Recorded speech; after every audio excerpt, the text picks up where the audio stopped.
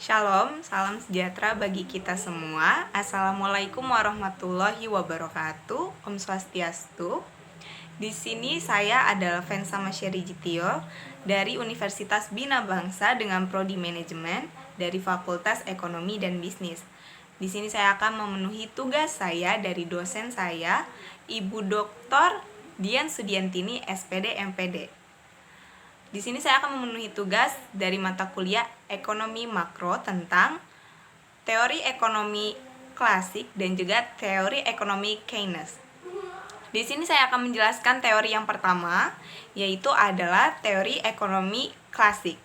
Teori ekonomi klasik adalah pemikiran tentang keadaan ekonomi yang benar-benar didasari oleh keadaan masyarakat yang pada zamannya dan kemudian berusaha menyusun teori ekonomi yang dapat menolong dan memberikan jawaban dari masalah tersebut.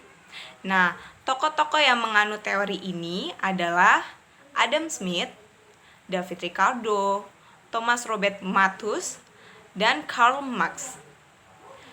Dasar filsafat dari mazhab klasik ini, sebelumnya mazhab klasik dikemukakan oleh Robert Owen pada tahun 1771 sampai 1858 tentang perkembangan konsep ekonomi dan pengembangannya. Menurut beliau, para pekerja membutuhkan perumahan untuk tempat tinggal, penyediaan kebutuhan rumah tangga bagi para pekerja, menetapkan mekanisme kerja yang spesifik, dan penilaian harian kepada para pekerja secara terbuka. Kemudian pada tahun 1732 sampai 1791, Adam Smith mengemukakan dalam bukunya yang berjudul An Inquiry into the Nature and Causes of the Wealth of Nation bahwa mazhab klasik adalah kepentingan pribadi dan semangat individualisme yang menjadi pendorong utama pertumbuhan ekonomi dan kekuatan untuk mengatur kesejahteraan sendiri. Bagi beberapa orang dari konsep ini, banyak yang berpendapat bahwa sistem ekonomi liberal adalah sistem ekonomi yang cocok untuk menjadi sistem yang bebas melakukan kegiatan ekonomi untuk mencapai kesejahteraan. Mazhab klasik dapat mencapai yaitu tingkat kegiatan ekonomi nasional yang optimal dan alokasi sumber daya baik dalam maupun faktor-faktor produksi lainnya. Nah, di sini saya akan menjelaskan hal yang kedua, yaitu tentang teori ekonomi Keynes. Teori ekonomi Keynes itu dikemukakan oleh John Maynard Keynes, yaitu pencetus Keynesianisme atau ekonomi ala Keynes adalah suatu teori ekonomi yang didasarkan pada ide ekonom Inggris pada abad ke-20. Teori ini mempromosikan suatu ekonomi campuran di mana baik negara maupun sektor swasta memegang peranan penting.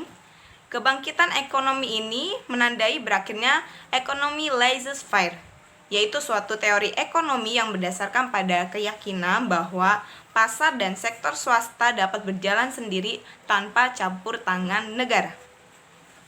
Teori ini menyatakan bahwa tren ekonomi makro dapat mempengaruhi perilaku individu ekonomi makro.